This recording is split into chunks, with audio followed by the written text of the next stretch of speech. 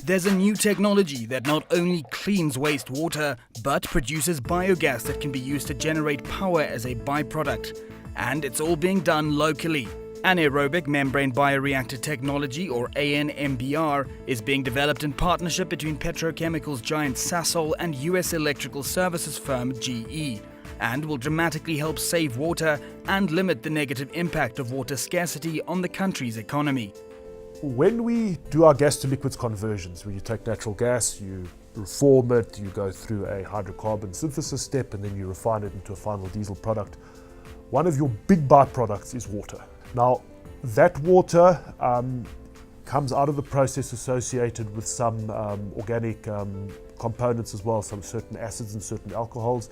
And those components, you can't just release that water back into the environment. It needs to be processed first just to clean it up a little bit so that it's safe to release back into the environment. And really, this process is a new generation of water treatment technology for that.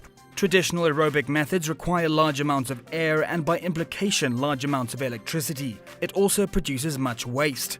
ANMBR, on the other hand, makes use of organisms that do not need oxygen and produce far less biomass. When they eat the alcohols and the acids up, they produce methane rather than CO2. They produce a little bit of CO2, but their primary product that they produce is methane. Now, methane also happens to be the feedstock into the gas to liquids process, or a great source of energy.